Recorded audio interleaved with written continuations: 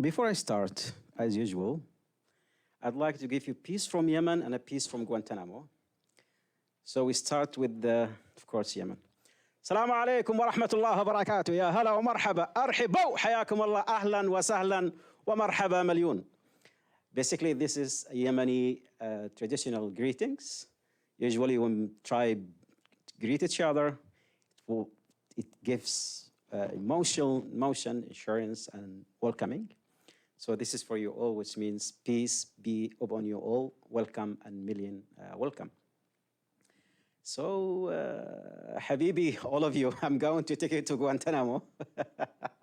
But before we start, let us give you also special greetings from Guantanamo, which also another song, a song of survival, a song of resistance, a song of solidarity, a song of brotherhood, a song of friendship, which is حبا حبا باللي جا باللي جا والله يا مرحبا باللي جا باللي جا حبا حبا باللي جا باللي جا والله يا مرحبا باللي جا باللي جا, which basically means welcome, welcome by the one who come and welcome, welcome.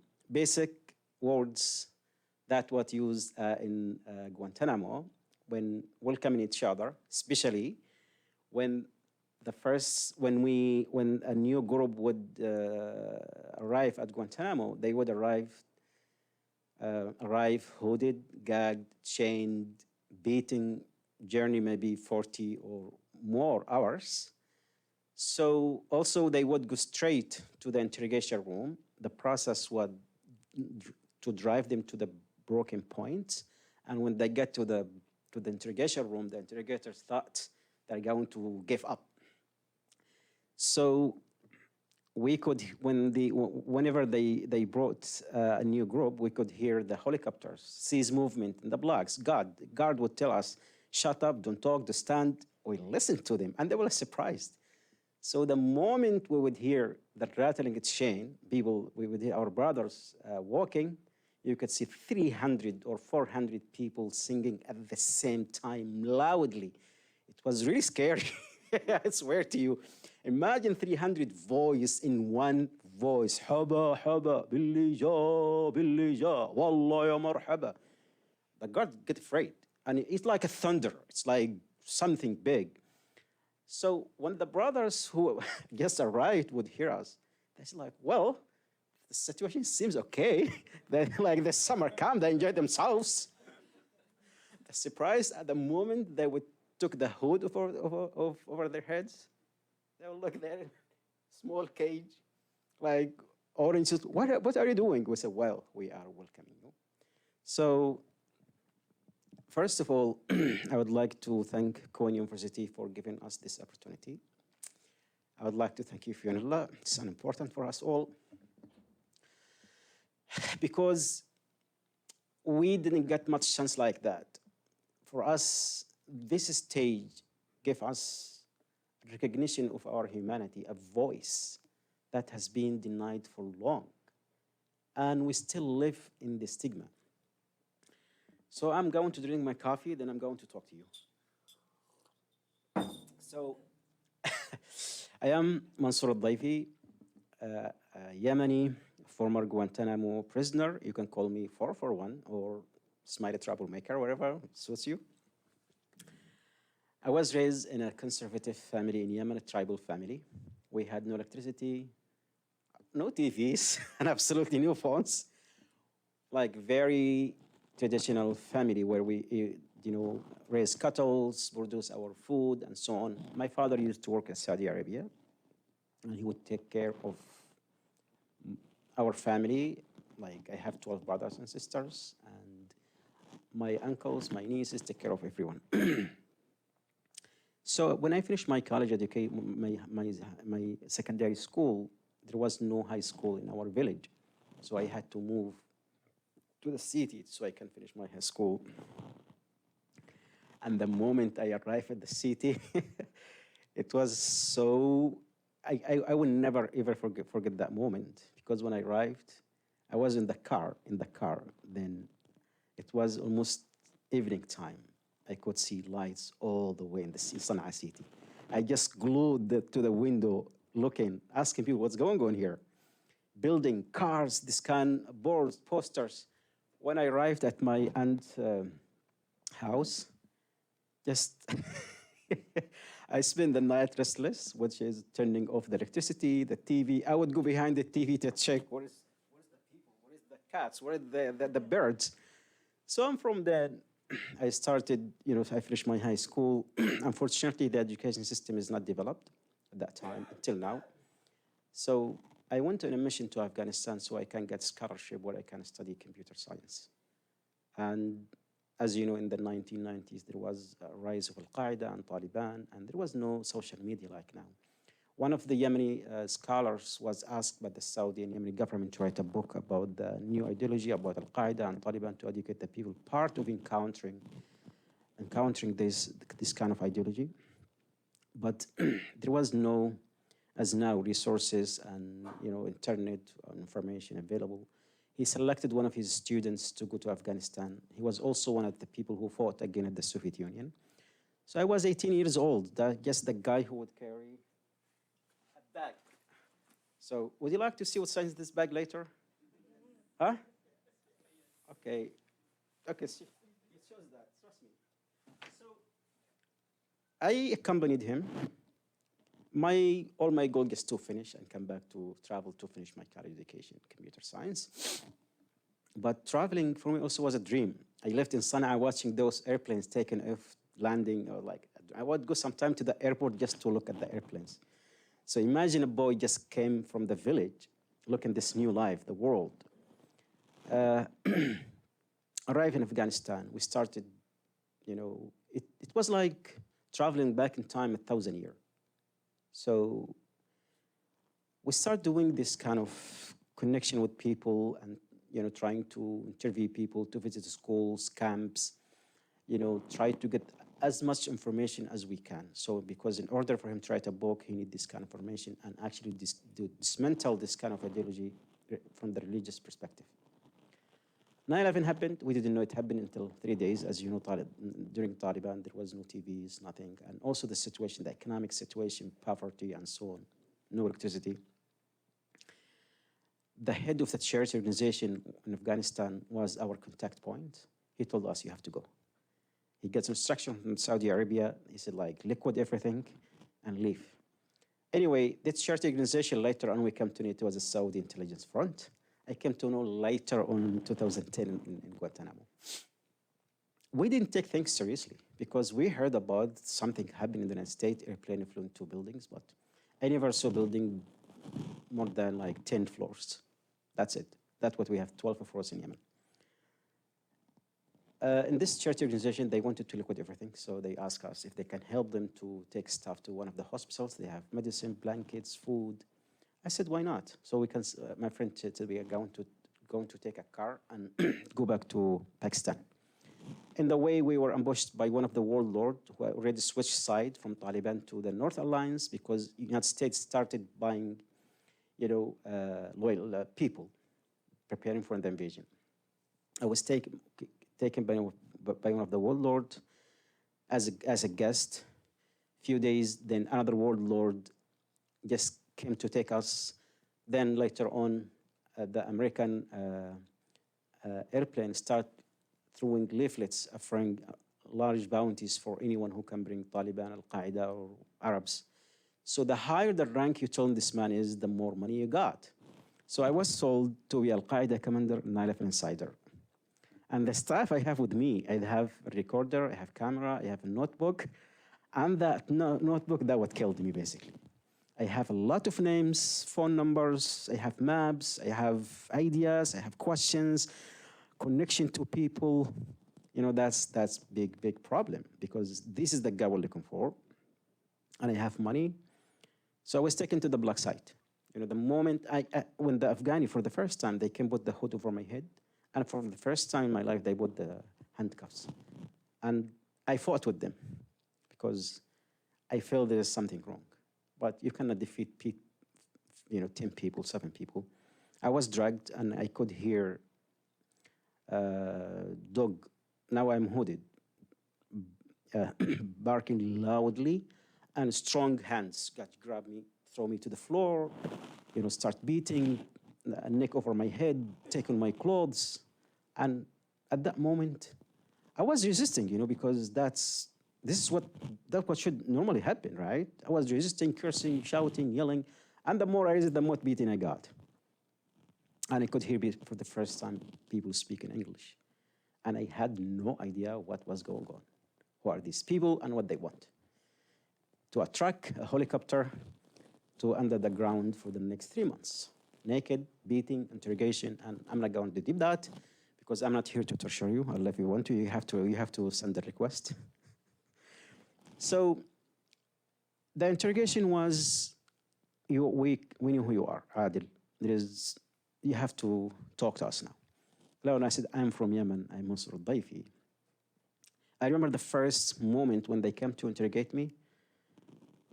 I was naked on the floor, and the guy sitting on the chair, looking at me. And there was 5 or 6 soldiers, and each of them actually pointing, masked, their rifles, well, the laser aiming at my face and my chest. I was naked totally, and chained, that big, the chain. And there's like 2 dogs. Well, look at them. I smiled because that was my reaction, because I couldn't, my mind, like, this is the first time I saw something. And I am not a guy who watch movies or films whatsoever. I'm not, cinema guy.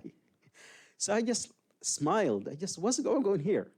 It was shocking, and smile, and I don't know, it wasn't fear, it wasn't courage, it just surprising. There is no emotion to it. And the interpreter started talking in broken Arabic, which I laughed because he was talking so funny. And I got beating a lot. And the interrogation started talking about the Adil al-Masri, the man they were looking for. So we know who you are. You were Al-Qaeda commander. You were in Nairobi, you were in Malaysia, money laundering, and so on.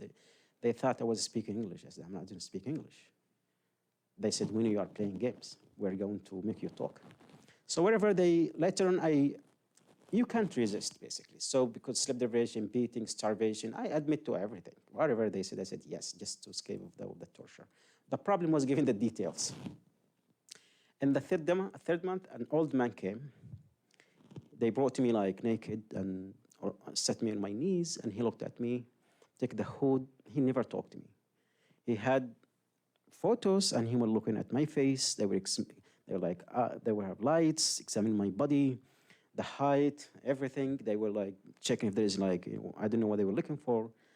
And he just take him. 3 days later, I was transferred to Kandahar prison. And imagine what, the first day, American asked me, they said, we need you to sign a paper that if you try to escape, we have a right to kill you, to shoot you. I said, no, I'm not signing. Of course, I will try to escape. This didn't work. So, and I refused to sign, so they took my hand and signed it. I said, that doesn't count. Anyway, from Kandahar, I stayed there.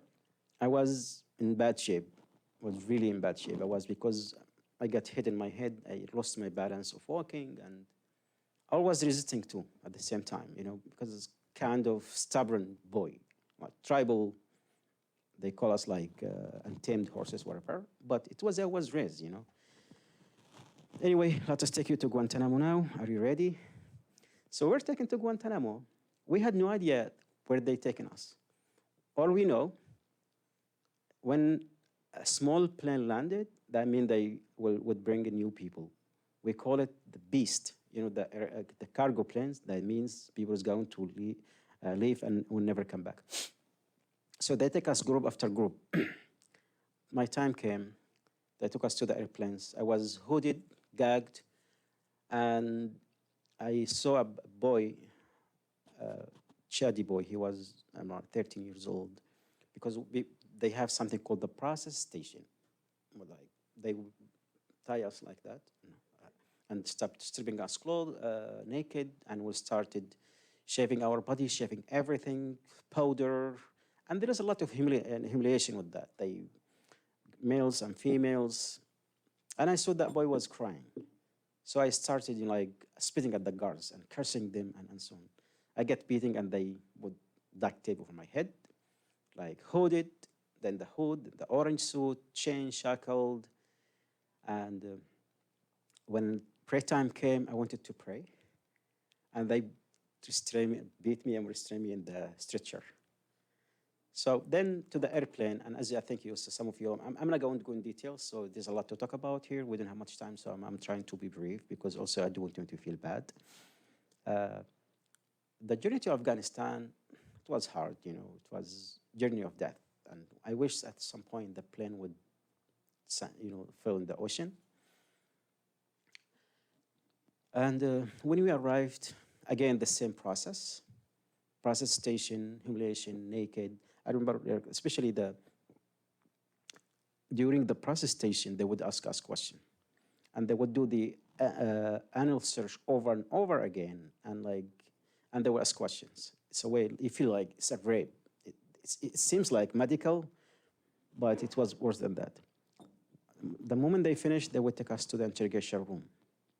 You know, one after another, like you'll be interrogated by FBI, CIA, NSA, military intelligence, homeland security, some good, some bad, and that will last for days.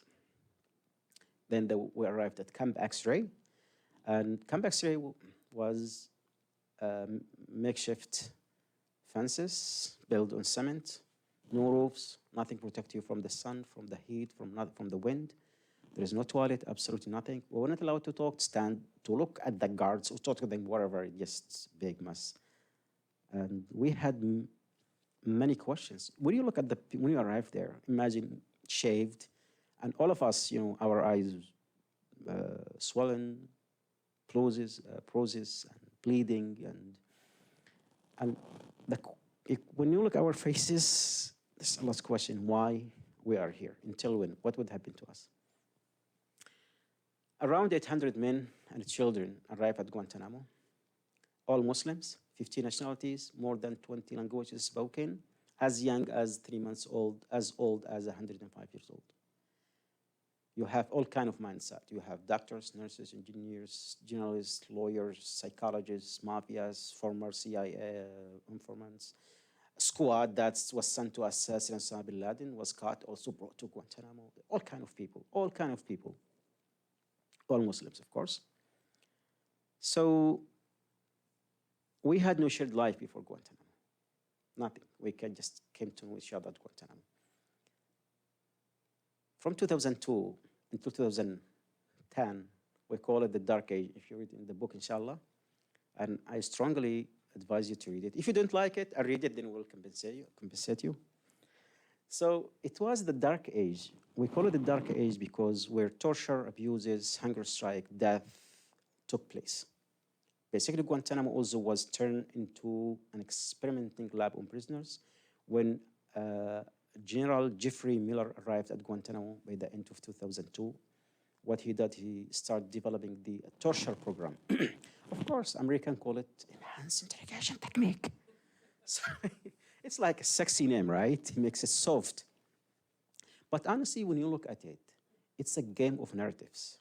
If you look, the manipulation of the language and terminology was used from the beginning, you know, a global war on terror, you know, what is terrorism? Who is the terrorist? So then later on, the rendition. So the kidnapping, the CIA used to kidnap people, take people from different parts of the countries. They call it rendition. When you hear rendition, it does not sound like kidnapping. When you look at this, actually kidnapping. And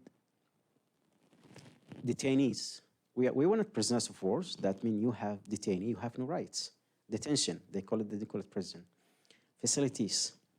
And they used to, at Guantanamo, for example, the hunger strike, they used to call it non-religious fasting. The force feeding. I told you, American, I love the way they name things. So, and the force feeding, they call it assisting feeding. The solitary confinement, they call it single operation cell. We didn't have solitary confinement, single operation cell.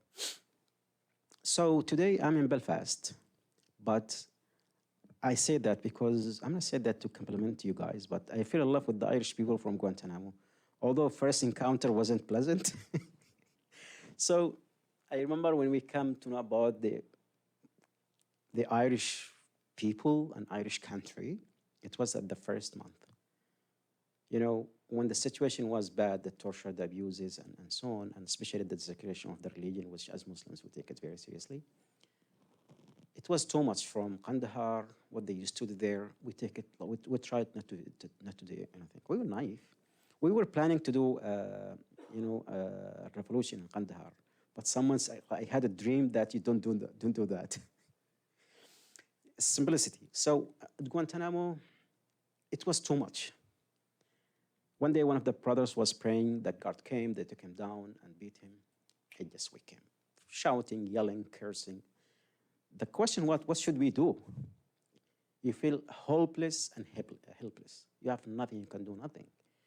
Because most of us, for the first time to be imprisoned.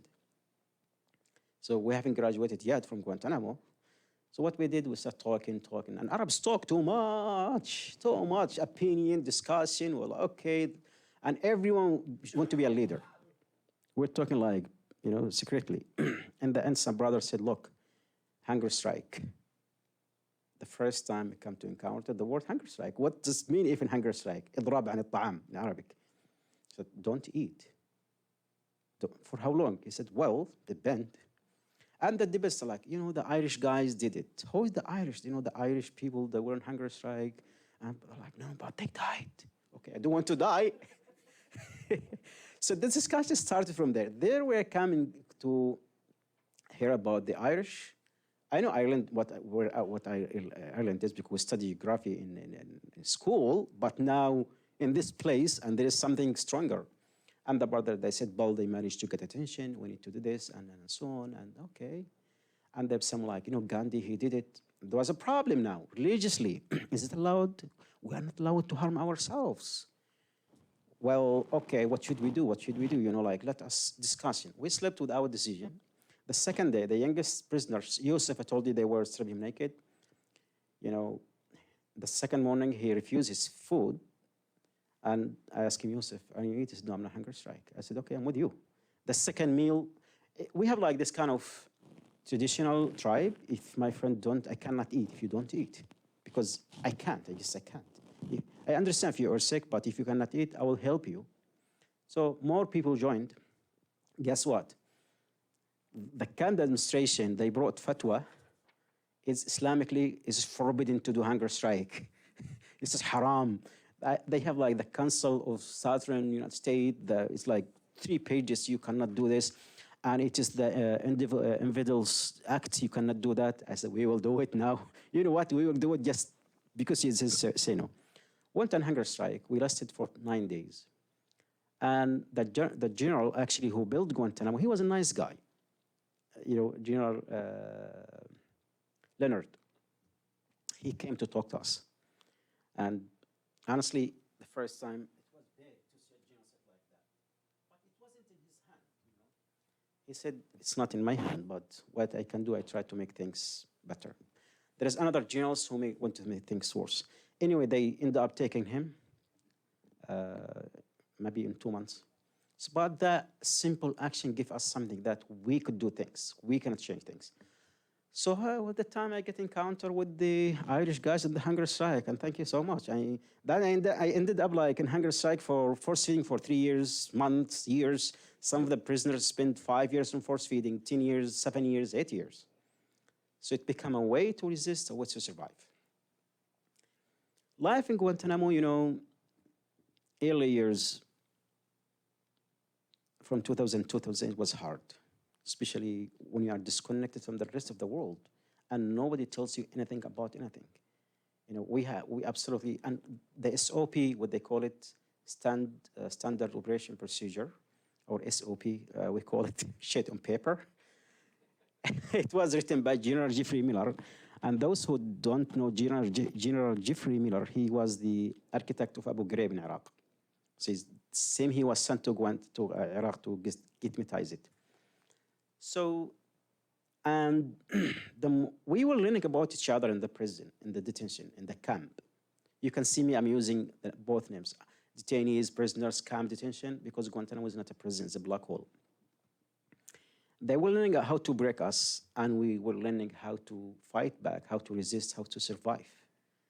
So the more we fought with them, the more we know how we can.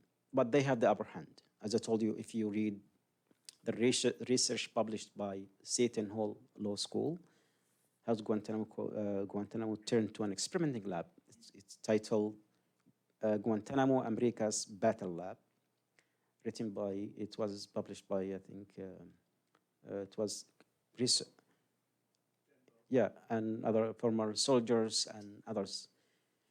So there was a report in the government document. So our life, there is uncertainty always.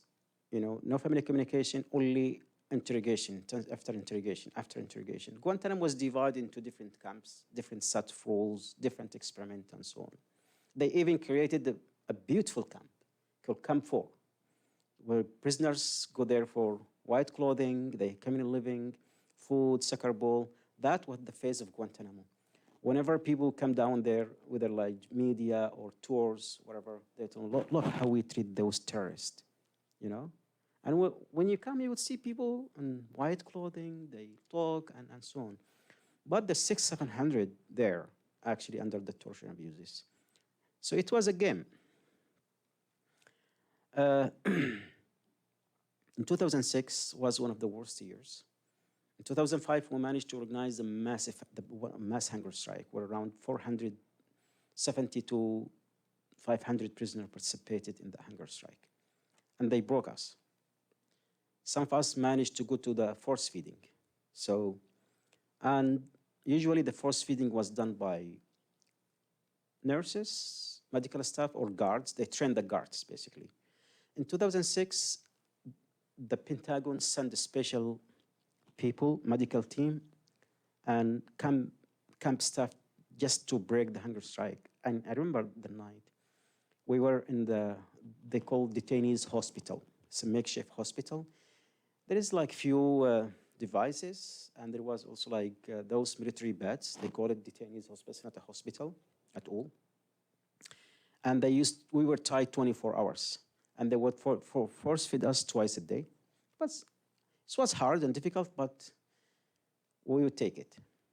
And one night, a man came. You could see from his eyes like flames. He would walk. What was this? 441.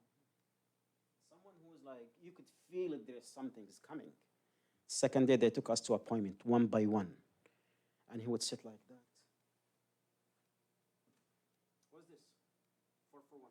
441. Sir, how are you today, sir? Look at the file. Okay. Hunger strike, force feeding. Okay. I'm here today to talk to you to eat, sir, because tomorrow there will be no talking. So you should start to eat. You know, I would say like, you know, my case, I do not give a shit about that. Eat. Take him. That's it. It's like that, just one by one. We come back to the solitary confinement because they move us now from solitary confinement to from the detainees hospital to solitary confinement. And one of the nurses, he came to us. He said, look, I'm leaving, but it's not going to, you know, be good for you guys. Please, can you write for me that I didn't torture you? And he asked us to sign. I said, yeah. He was a very nice guy. I said, why not, you know? And he said, like, be on your toes. It's not going to get... Hey, I'm not blaming Americans. We love Americans, you know. Not Americans all bad. So sorry, I'm attacking your country now. No. Honestly, like, I'm talking about the handful, those people, they don't represent the entire country or the constitution whatsoever. So, when solitary confinement, they strip us naked except shorts, and I so much, we were talking to each other, don't worry, it's the last kick, we're like supporting, you know, like prisoner strike. You know, we are going to defeat them. They will talk to us. We're going to get out. They get hurt because they want that. Second day, like on the new guards' masks, you can see banging on the doors. Detainee 441. They said, ready? Do you want to eat? No. Okay. Open the door. I thought they would, you know, they would take me. No, IRFs. They call it forced extraction, immediate or intense extraction cell, basically the IRF team.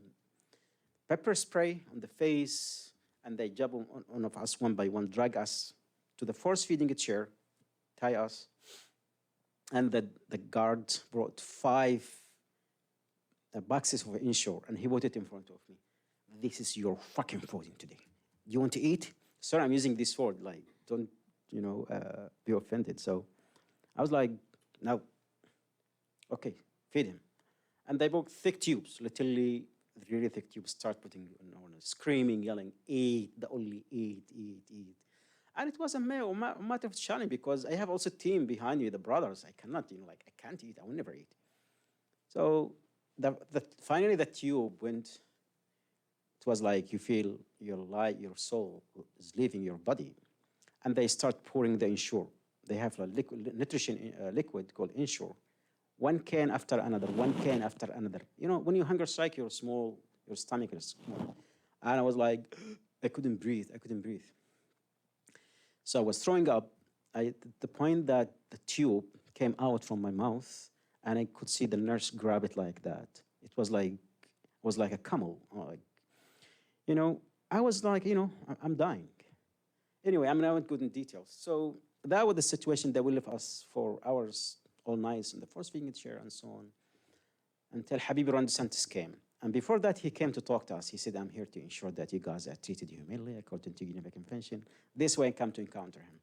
During that force feeding, he was there, and I threw up on him. And you can follow the rest of the story on social media.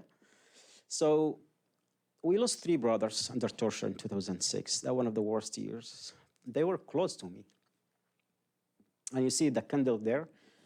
Khalid actually painted 9 candles for each brother who died at Guantanamo in total. And in 2006, in 2007, when I went before the Administrative Review Board, that started in 2004, 2007, and so on, I went there, I wrote 13-page statement. I think the longest statement in Guantanamo story. And I start talking to those. I didn't know what even like Administrative Review Board is. You are the one responsible for torturing us, don't kill my brothers. And I start reading that. They were looking at me. I was cursing with the F word, except the female, she was like, just not you, because my mom is going to get upset. From that point, they said, well, we can release him, he is dangerous. In 2009, I got to meet a new guy. Guess what? An Irish guy, American-Irish man. And he was afraid of me, 6 feet something. They told him when Obama took over in 2009, they told him, he signed an executive order to close Guantanamo. How much time do we have? For me? Okay, alhamdulillah, I have 20 minutes. So, After 20 minutes. Oh, guys, okay. So I will enjoy torturing you for the next 20 minutes. So basically, when Obama came and was, running for the White House, and honestly, we wanted him to win, because when he said he would close Guantanamo and so on, it was good. And the first day, the election, I remember that night, it was one of the biggest nights at Guantanamo. When he was elected, one of the brothers just break the news. It's the White House, the Black House, Black House, Black House. But 1 year later, he failed to close the prison. So we were also on force feeding at that time, and hunger strike, and many people start joining because there was no closing Guantanamo. Also, Obama at that time sent a delegation to talk to us, And that delegation was civilian people, older women, men, and they said, we're going to let you meet the people. I was one of the people who met. They said, those guys, the worst of the worst. And we were splashing guard with purine feces and so on, because it was live there. It was a way to survive away. And our block they call it the worst of the worst. When those guys came to meet me, I honestly, when they arrived, thank you so much for coming. And they were like looking at like that. Okay, and why are you wearing the orange suit, the orange clothes? I said, well, did you send me a cloth? Will you give me yours? You put me in those clothes. we heard that you bad guy, that you fight with the guards, la. I said, why I'm here? You should talk to me why I'm here. You're doing hunger strike because the administration always, again, it's the game of narratives. They said, well, they are doing jihad by doing hunger strike. They said, well, we are trying to make America look bad by the hunger strike. It's a form of jihad. Everything form of jihad is Guantanamo. I start talking to them. I said, why I'm here? And this is our demand. And I said, you know, if you meet our demand, I'm going to stop hunger strike now. They listened to us, but I didn't think they would believe us because, again, you are not human. They look at you as a number. As one of the things was trying to prove my humanity to everyone. And that took me years, like try to make them like, you know, guards, camp staff, everyone, ICRC, wherever, because everyone look at you as a terrorist, as a bad guy, as a criminal. And the way you are treated every single day, the way they talk to you, the way they bring the food, the way they move you, they makes you look like you are a really bad person, the policy that look that way. So then later on I said, you know what, I didn't care anymore. I didn't care what you think about me. I didn't have to prove anything to anyone. But that struggle took me years and years. So based on the recommendation for those people, when they talked to us, the Khan administration came to negotiate with us. They changed, they appointed a new Khan administration, nice guys, Navy guys, smiley. And they already have the names and the numbers of the instigators or leaders. And they selected a few of us. Other brothers refused to go. So they took 3 of us. And they were sitting at the tables, only our feet were chained to the floor. No handcuffs. Are you serious? It was like, look at each other. What's going on here? I said, let's see. And the camp commander came. Hello, everyone. I am da-da-da. I was like, are you serious? Aren't you afraid of us? Like, because imagine they treat you like at the worst of the worst. Now someone meet you, your hand is free. And the first time, and he came to shake hand, was like, you will get punished. Are you sure you want to shake hand with us? He was like, come on, 441. And okay, do you like drink something? We said, yes. So we said with them, we talked to them, and because they know who you are, honestly. They're not stupid. They monitor you, watch you, eat, drink, sleep, and so on. And we start talking. He said, look, you know, I'm not gonna lie to you. Improving the living condition is in my capacity. Talking about release case, no. We talked to him and we went to the brothers. We checked the demands, and brother went to airplane, someone would get a friend, someone to food, all the demands. Then we come to talk to them. Anyway, the living condition improved within a month. And imagine yesterday were the worst of the worst, and today you are working free in community living, TVs, newspaper, magazines, refrigerators, and so on. Like, what's going on here? All of a sudden like that, just like that. So from 2010, 2013, I call it the golden age. We're going to get that. So what I would like to think before I forget, there were also guards and camp staff were nice, but also being nice, being human, they were also victims of Guantanamo. Many guards and camp staff were demoted, were punished for sympathize for prisoners, for being nice, for bringing contraband, which means something simple. You know, I remember one of the brothers, Saeed, said, Mansoor, I missed the boiled eggs. Please, can you, he's like, really, I need boiled eggs. And I have good guards, you know. So I said, can you bring boiled eggs? He said, but I wasn't force feeding hungry. Are you eat? I said, no, one of my brothers, like 235, just bring it to him. And he just went to the door, knocked the door, and opened the bihon and put the eggs left. Ya brothers, wallahi, I didn't believe Allah is answer my prayers. I get like boiled eggs. So you have to keep calm because they listen to everything. 24 hours, literally, they record everything and listen to everything. I said, just shut your mouth. Take your eggs, your prayer answered. Stay, please. Okay. So basically, you know, the simple thing, the simple dream to get boiled eggs. And one of the stories I think you should read, the Jim C. book, is For God and Country. remember General Jeffrey Miller, when he started the torture program and so on, one of the officers at Guantanamo actually protested and started, as his job, as Muslim chaplain at Guantanamo. He was an army captain, and he was against the torture abuses. So again, he was arrested. They put him in orange jumpsuit. He was classified as enemy combatant, and you name it. 2010, 2013, we asked the negotiation about classes, English classes, and family communication, better food, better and so on. One of the things we asked, art. And they said, you guys as terrorists. Art, like, for them was big, like, you are making art. Because they have some kind of, they were programmed.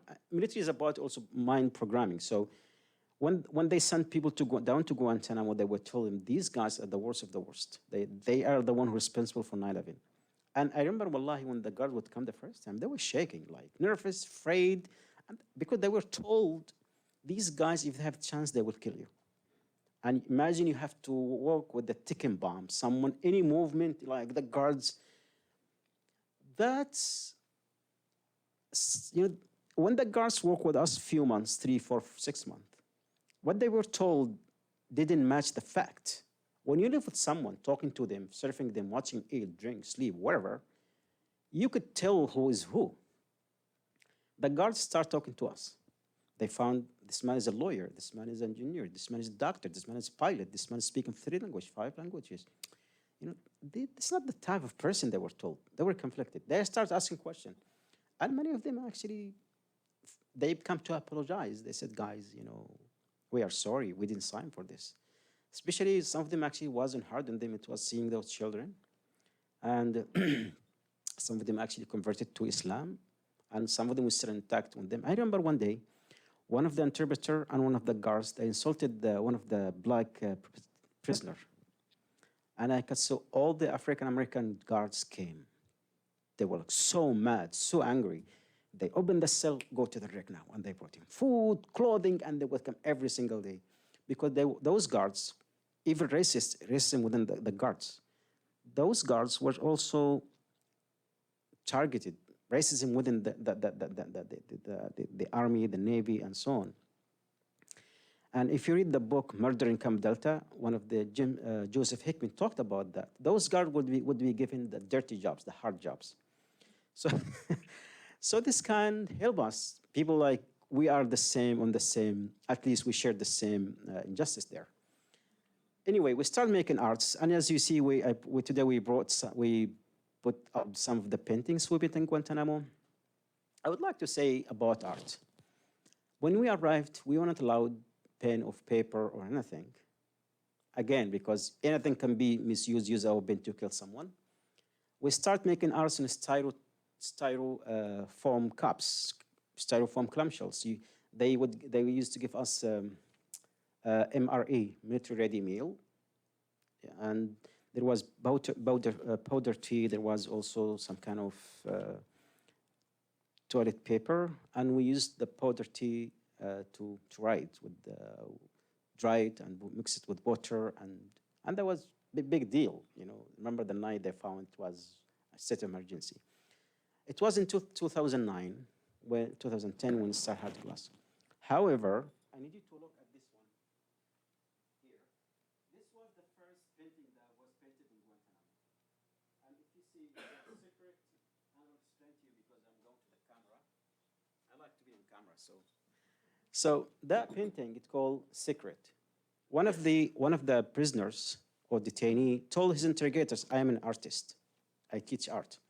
So they said, okay. They brought him paper and art. And during the session, he painted this painting, which is like a hand reaching out and giving flowers. He painted it for the interrogators, a man and a woman. He also wrote his name and signature. He's a Yemeni. And that was taken and classified as secret. In 2010, we started making art.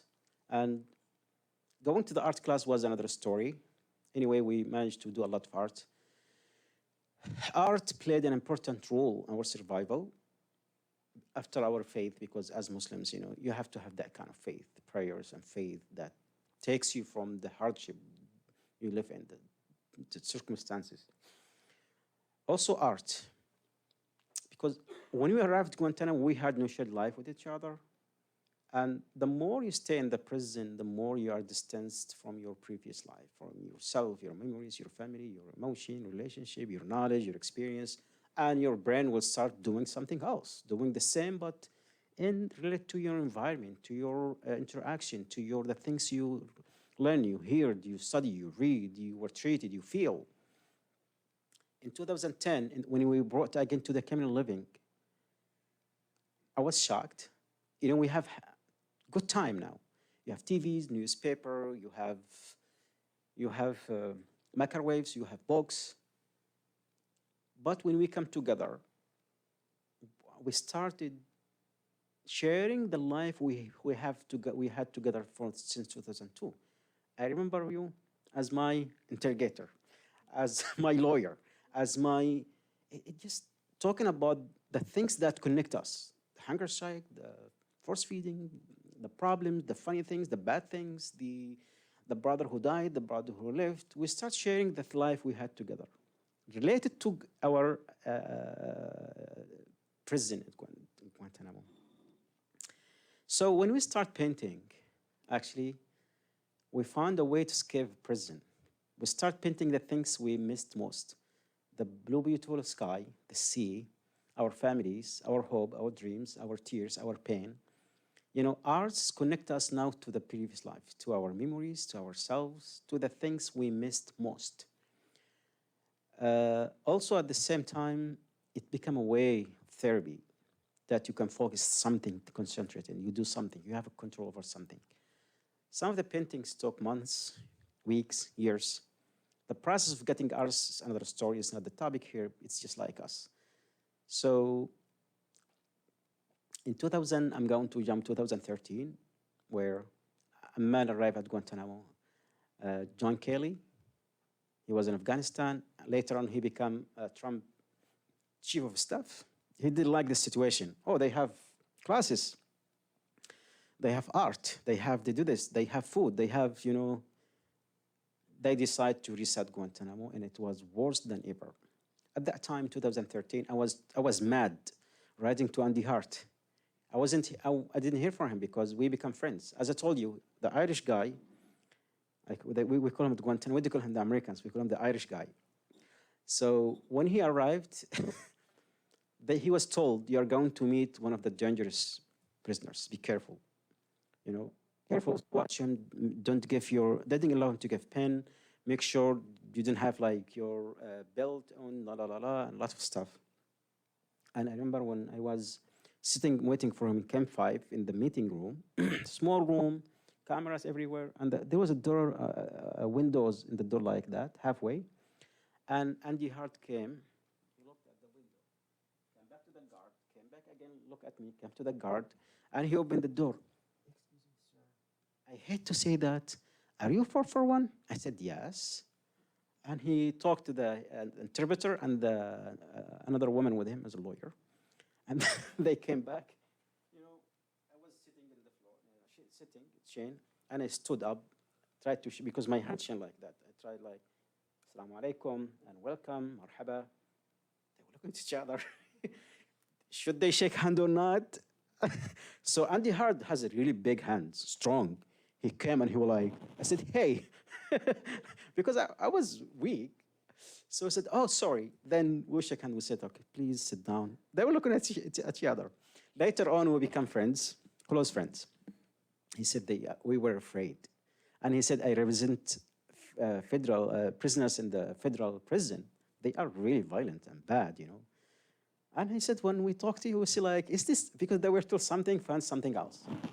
So anyway, Andy Hart died also in 2013. That one of the hardest time in Guantanamo, losing some friend, because he was really helpful for me. He was the first person I felt treat me like a human being, really, genuinely, like sit with you, talk to you, we eat together. He taught me English, taught him Arabic, talk about his family, about his daughter, about his grandfather, and you know, I used to write to him always first in Arabic, then in English, and he said, keep writing these beautiful stories. I would like to hear more. And I started learning English. One of the things I did, learning English. By 2013, I finished my first draft about the book.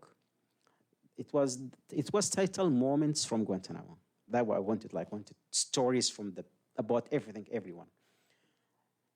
In 2013, it was confiscated by the FBI, and when they read it, they said, they came to a meeting, they said, we'd like to talk to you about the things you wrote. I said, give me a copy or give it to me back and we can talk. They said, no. I said, okay, I'm not talking. They said, okay, Winnie, you are smart, but we are smarter. I said, okay, figure it out, smarter. They took it away. I ended up going on hunger strike, force feeding again. In 2015, I met a lovely aunt. I call her Aunt Beth Jacob, my lawyer. I remember when she said, when I read your file, she said, oh boy, who is this guy? She thought I'm going to meet this kind of a person. And when we met, oh, ahlan wa sahlan, welcome, and so on, like, what's going on here? So I told her, I have a draft. Can you please get it? She said, they will never get it out. I started writing to her as legal letters this time. It's like, legal letters, the camp administration in Camp Guantanamo, they're not allowed to touch it or open it. The letter would go straight to Washington, a secure facility, where the only place that the lawyers would get access to those lawyers. Imagine you live in Chicago as a lawyer, and you are my lawyer. I write to you. You have to go to Washington to read the letter, and if you need to know what's going on there. So I would go to the classroom, chained, shackled, and just keep writing, keep writing, keep writing. So I would write like 10, 20, 50 every week and send it to my lawyer. Oh, in alhamdulillah, I was cleared in 2015, 16, and also was released in 2017. And you read in the book the process of releasing. I was forcibly released from Serbia. I refused to go to Serbia because the history of Serbia and so on. And I was told you have no choice. So again, I was chained, shackled in the force-feeding chair, and I was taken to Serbia. Now we are going to talk about life after Guantanamo. Are you ready? Yes. 2 minutes, okay. Wow, 18 minutes so far. Oh, okay, life after Guantanamo. Today, 30 men remain at Guantanamo. 16 have been cleared for release, 1 conviction, and 3 called forever prisoner. Guess what? What does it mean, forever prisoners? I mean, they want to be charged or tried or be released. One of them, actually, Abu Zubaydah, a Palestinian prisoner, the most tortured prisoner in the CIA history. As you know, the CIA torture program, where they contracted 2 psychologists, they were paid $300 million to develop what they call enhanced interrogation technique. And if you read Abu Zubaydah's report on the Guardian, or also what the report published with his lawyer, published by Seton Hall Law School. So this man, they don't want to release him, not because he is dangerous, because of what they did to him. And what we are trying today, we are trying to get those men released, the cleared one. And we will never back up the fight or stopping the fight for releasing those, the forever prisoners. Life after Guantanamo, in many cases, we call it Guantanamo 2.0. And in 2020, when I finished my bachelor degree, I did my research, my thesis about rehabilitation and reintegration of former Guantanamo detainees into social life and the labor market. And different cases, in many cases where prisoners were sent to another prison. The release from Guantanamo is a classified agreement between the United States and the hosting country. Some prisoners who were lucky, who were sent to Ireland, to Germany, or Western Europe, they managed to get married, jobs, and integrate into the society. Once you're released from Guantanamo, there is no rehabilitation or reintegration or support program. Some prisoners end up in prison, tortured. Some end up dying because there were no medical care or health care to help them to get treated. In some cases where prisoners live in limbo, they have no legal status, they're not allowed to work, they're not allowed to have any official document, they didn't allow to even family visits. In my case, At the beginning, it was hard and difficult. And, you know, I'm not kind of a person who would keep silence because Guantanamo has shaped me, shaped the mentality, a way we behave. I started fighting back. I said, I need to talk to the Serbian president. I went on hunger strike the first time, 48 days, the second time, 25 days. I was in prison, interrogated, beating, whatever, until I was given a legal status in 2020. So after a lot,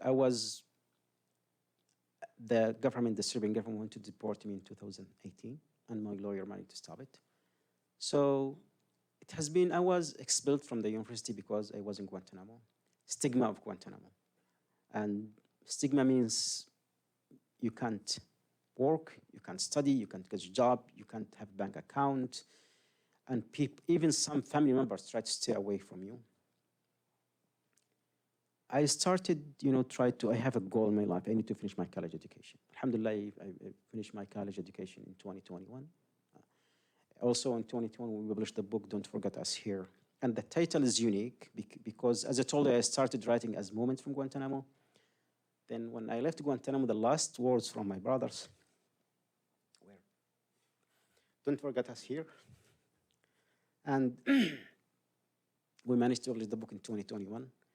And I hope I will honor their wish and recommendation. So also, this year we published an audiobook, Letters from Guantanamo. And you listen to it, please. And alhamdulillah, I'm in my master's degree, and my thesis will be about closing Guantanamo. We work on other projects. One of the projects is Life After Guantanamo.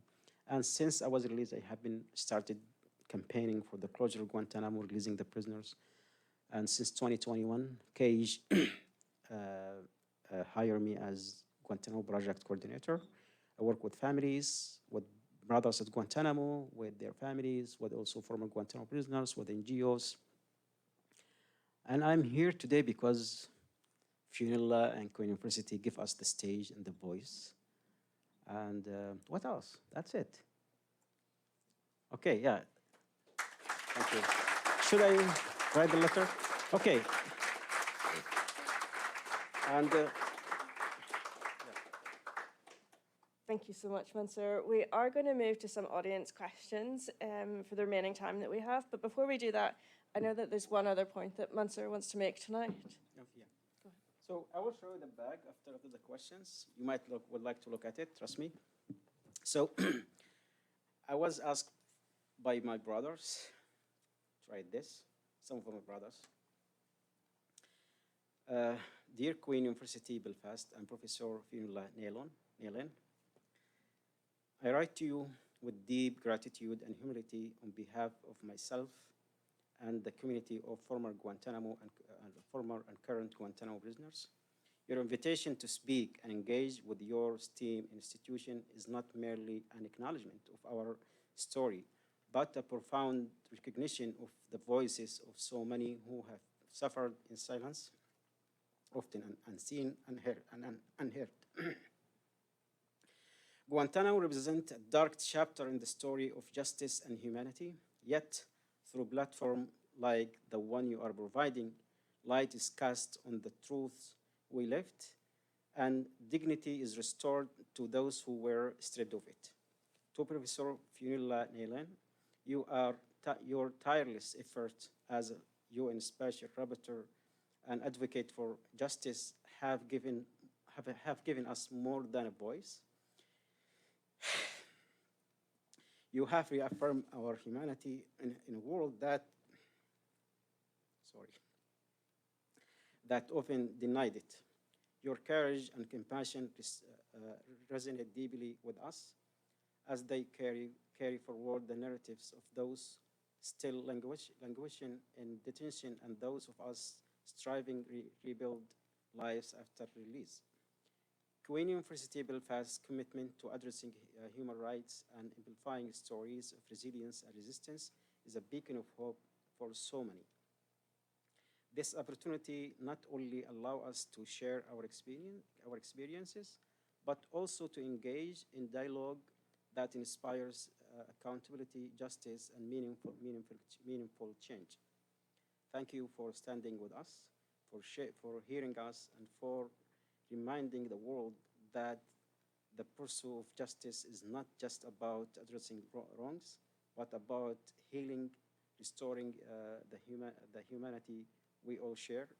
With heartfelt gratitude, Mansoor Adayfi, Gitmo 441 on behalf of former and current Guantanamo prisoners.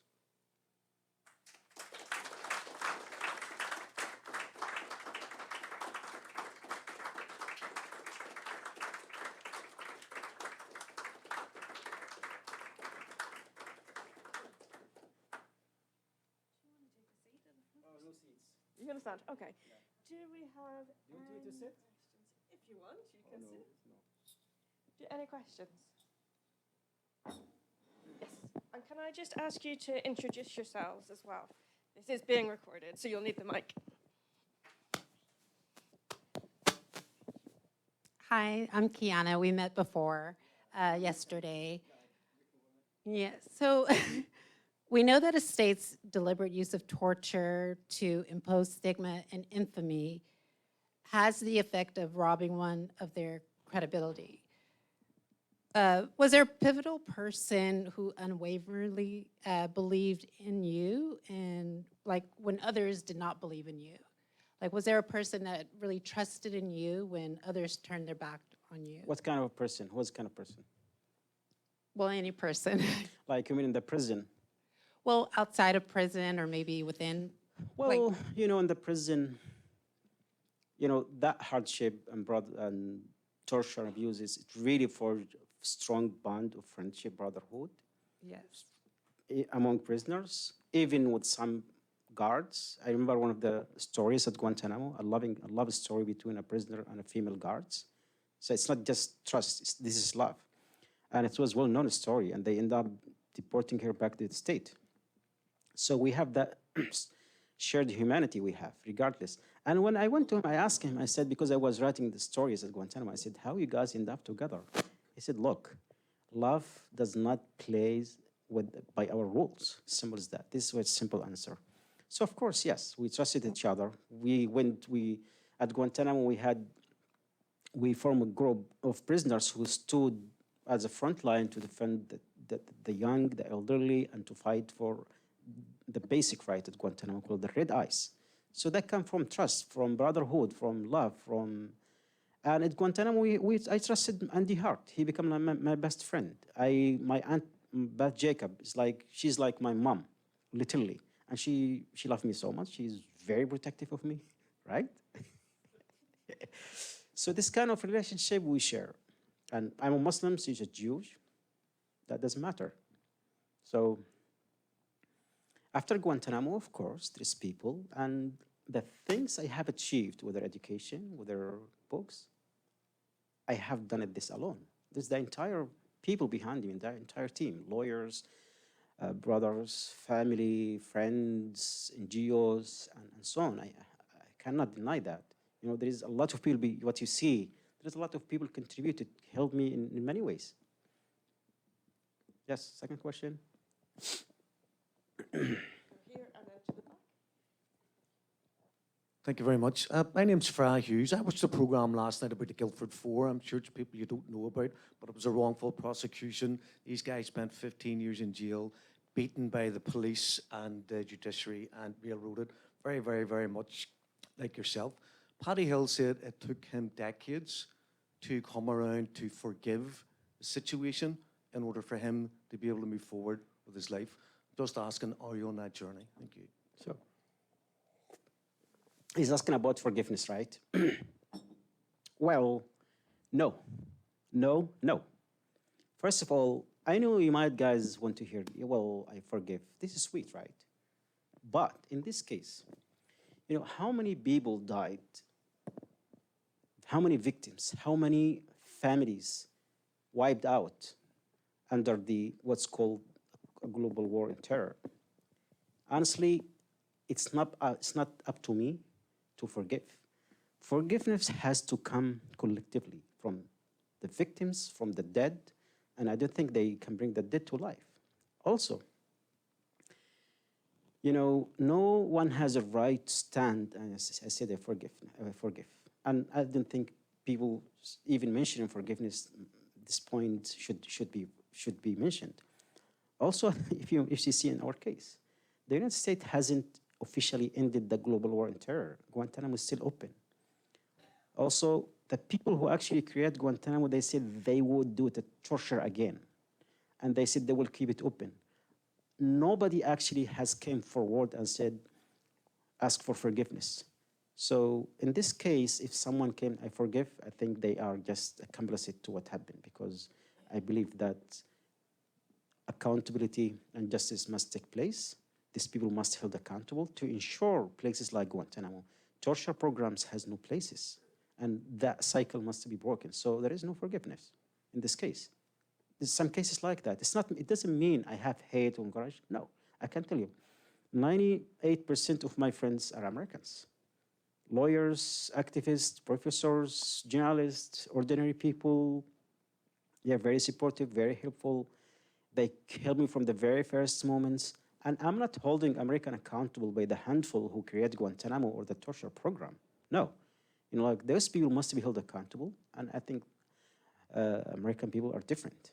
And I don't think American people agree what those people have done. So, that's it. Alhamdulillah, I have no hate. I have no grudge against anyone. And I can tell you, at Guantanamo, I went through stages of fear, anger, hate, grudge. And I told them in 2007, I'm leaving here, I'm going to fight you. Simple as that. And I think I was really that time I would.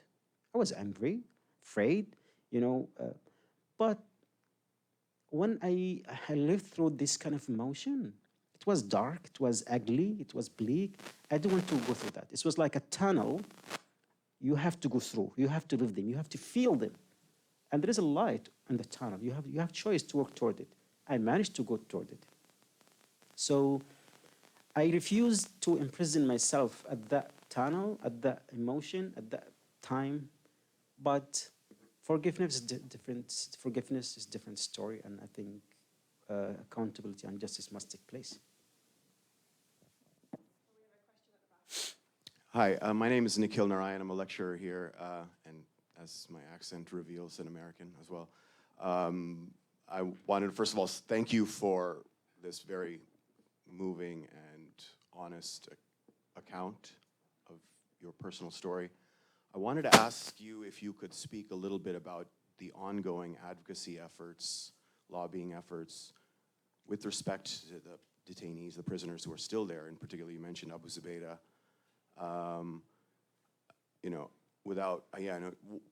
I suppose one question, I guess, is there any is there any sort of strategy, or what's the, you can speak about it, particularly, I guess, before the Trump administration, for instance, is there any aspiration or hope or effort to see if the Biden administration will do anything to release these forever prisoners? One last ditch effort? If so, what is that? Or is there any sort of long-term strategy when the Trump administration comes in? Or is it simply are we gonna wait till hopefully the next iteration? Yeah, Guantanamo has been open for the last 23 years, almost 5 administrations, right? So George W. Bush built it. Obama signed executive order to close, failed. Trump signed executive order to keep it open. Biden failed to close it. Trump is coming. Basically, Trump in 2019 suggested that undocumented migrants should be classified as enemy combatant and sent to Guantanamo. And as you in 2016, he said he would keep it open and fill it with bad dudes.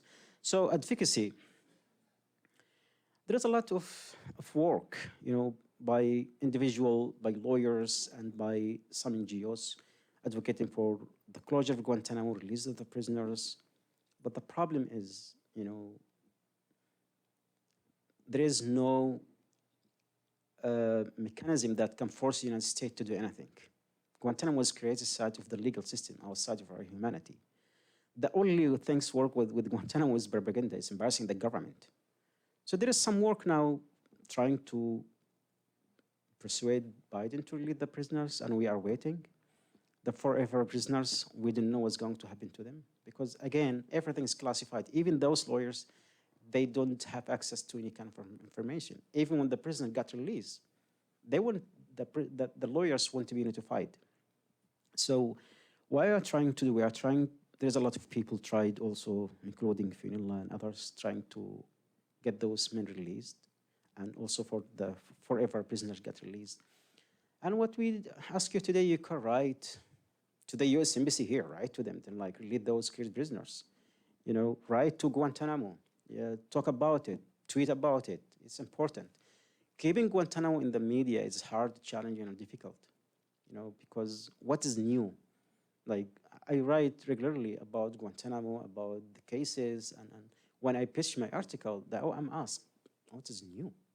Like, we need something, because I said, Guantanamo is still open. It doesn't matter. We need something people can consume. It's marketing. It's not about the story. It's about, can we sell the story?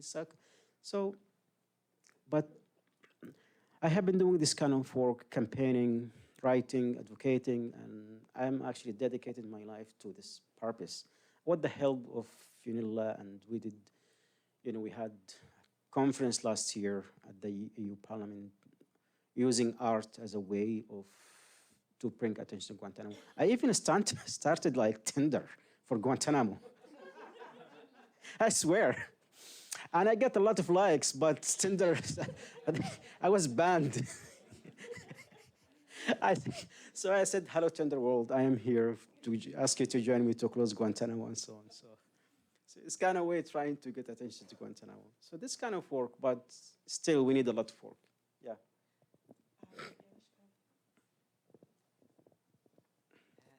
Thank you.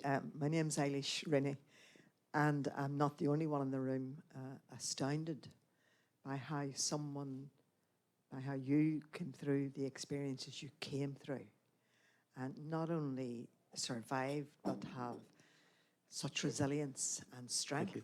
And my question is, considering the prison experience of people like yourself, but also from our own situation, people coming through horrendous prison experiences, and coming out in some way with a strength that is hard to explain. The explanation isn't available to people who don't have the experience. So I'd welcome your words on how that happens. Well, how do you explain from the situation you're in? Okay. You come through that? I would like to thank my mom, because I was raised in a family. I mean, my childhood really played an important role of my survival at Guantanamo. I was raised in a way to be face of the family of the tribe. At Guantanamo, one of the things that helped us to service was our faith, that connected to God, to higher power, always. I remember when I was 19 years old, I was in the interrogation room, and the interrogator came and he told me, you are not going to leave Guantanamo. Your file on the desk of the President of the United States, George W. Bush. So at that time, I was like, simple, how should I reply? And I asked him, I said, if your president got diarrhea, will he be able to control his asshole? He said, no. I said, then he cannot control me, he cannot control my life. And that came out really of power in my heart. One of the things that helped me to survive at Guantanamo by helping others and fighting for others and supporting others. So I wasn't paying attention to my own problems, because I was there for the others, for the prisoners, for the others, fighting for them and so on. We have the wanted list of the guards, and that person are fighting them, who is here, he's here to do this, we have plan, and some kind of stuff. But also at the same time, having each other, supporting each other. There was hard moments. There was like difficult moments. There's a moment where I was like, oh Allah, please, I cannot take it anymore. I cannot handle it anymore, especially during the hunger strike, the force feeding, this kind of hard moments. Like you think, but I will tell myself, if I'm going to break, I will never give them the joy to look at me. I'd rather die before that. So we took it one step at a time. And at Guantanamo, I decide I will never let Guantanamo to change me. But the fact is, it's part of me, part of my life. So I embrace Guantanamo case. For me, I consider it as a gift. So Guantanamo shaped me, shaped my way of thinking, my personality, my behavior. I still behave like 19 years old. And it's the fact, sorry. because when I got out, there was like a huge gap in my life. I remember when I went to the university, I was talking to my professor. I said, those students don't talk to me. She said, Mansoor, you're old. I was like, I was shocked to me. I said, no, I am not. Because, you know, physically you are grown up, but my mind, my brain couldn't accept that. So after Guantanamo, again, I start also focusing the same thing I used to do in Guantanamo, but now different level, different scale, different. And I'm here today, you know, fighting for the brothers, regardless, following their cases, and also work with Cage as Guantanamo project coordinator. I'm actually blessed and to have to do in this kind of work, because when I was released, there was no one actually doing this kind of work. Many people afraid either of the stigma, or they cannot go and live the trauma over and over and over again. So for me, honestly, if I'm a victim, I will play I refuse to play the role of victim, but at the same time, I will fight back. So I started using the orange color. I started using my name. I started like encouraging, yes, I was in Guantanamo, yes, what happened there. And it was a way to resist too. So reverse engineering, talking about it. My first flight, I remember I did something like, you know, in the black side, they used to play loud songs, 24 hours.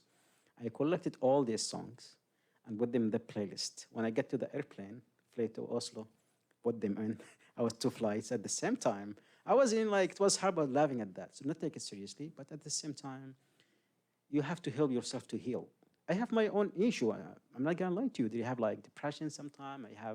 There is a moment where I feel like it hurts me for days, but I have a purpose, you know. If they have the courage, the audacity to do this injustice, we should be more determined, we should have more courage, we should have more effort to undo these injustices. And we have to fight back. We have to fight back. I don't want anyone to end up in places like Black Site or Guantanamo and so on. And there's a lot of work need to be done.